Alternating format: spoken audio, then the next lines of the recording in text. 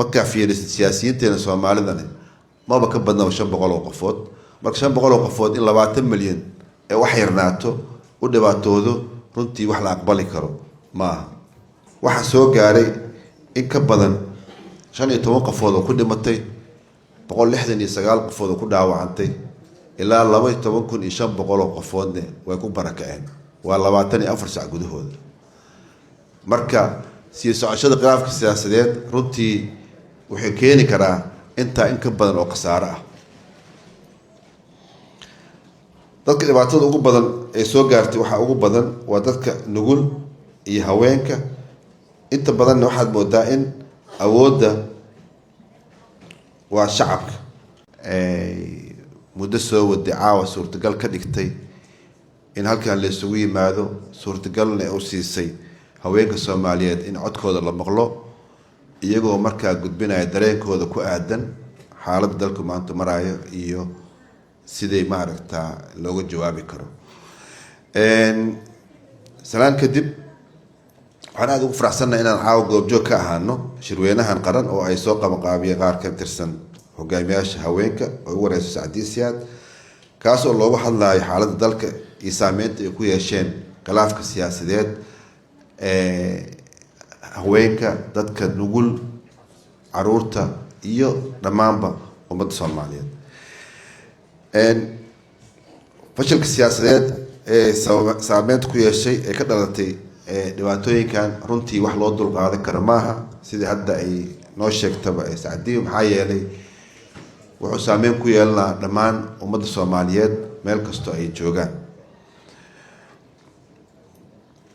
muddo ka badan 30 sano ayuu shacabka Soomaaliyeed waxay sugayeen dawlad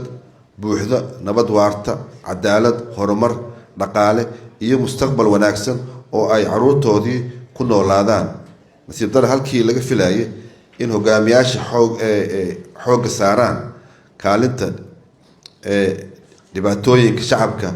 waxa inta badan ay mudnaanta siiyeen khilaafyo siyaasadeed oo loolan awoodeed iyo isbabaryac khilaafka siyaasadeed oo saameyn badan ku yeeshay ay deegaanada magaalada Muqdisho kamid qaarkood kamid ah waxa soo gaaray in ka badan 15 qofood oo ku dhimatay 169 qofood oo ku dhaawacantay ilaa 12500 oo qofoodna way ku barakaceen waa 24 saac gudahooda marka si socoshada khilaafka siyaasadeed runtii wuxuu keeni karaa inta in ka badan oo khasaare ah dadka dhibaatada ugu badan ee soo gaartay waxa ugu badan waa dadka nugul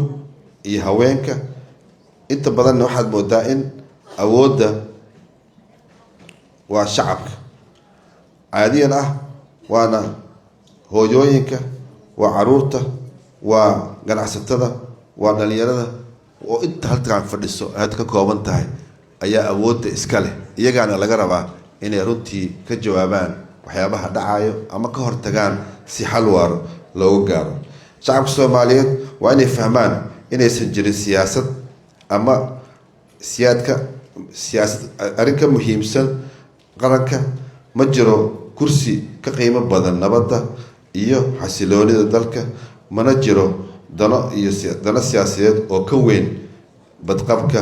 iyo shacabka Soomaaliyeed sidoo kale waxaana jirin siyaasad ka muhiimsan qaranka saas darteed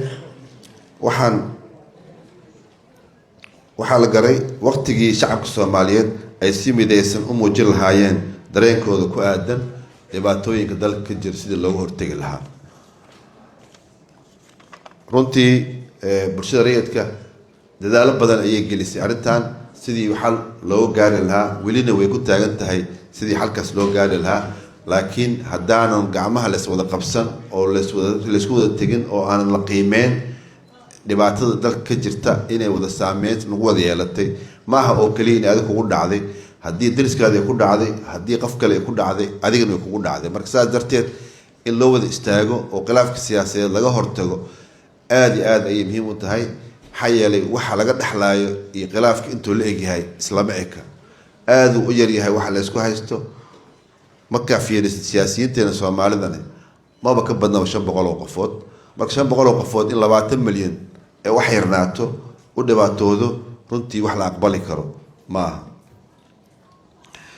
dadka hadda fadhiyo oo dhan oo ay ka kooban inta hadda soo sheegnay waxa waajib ku ah inay arintan gacmaha isqabsadaan kana jawaabaan sidii xal waaro loo heli lahaa waana la gaari karaa waxay ku filantaa oo kaliya in codkeena la maqlo caawa halkan aan joognane ee tahay fursad aad qaali u ah oo cid kastaba ama codka aad loo maqli karo qaasatan codka haweenka oo aad iyo aad muhiim u ah marka laga hadlayo nabadda xasiloonida iyo wada noolaanshaha bulshada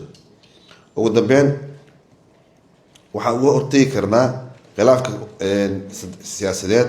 marka ay midaysan yihiin codkooda difaacaan nabadda isla markaana la xisaabtanka qof kasta oo awooda dowladnimada si qaldan u isticmaalo iyo cid kasta oo caqabad ku noqoto geedi socodka dowladda dhiska inaan la xisaabtami karno aana dhihi karno war ka joog ma idinka yeeleyno mana idinka aqbaleyno sidaa wax ku wadaan inay tahay midii saxda ahaa inta ayaan rabaa in halkii kusoo koobo runtiina caawa muhiim ayay tahay in la maqlo codka haweenka oo ku aadan sida loo ilaalin lahaa midnimada nabadda xasiloonida geedi socodka dowladnimada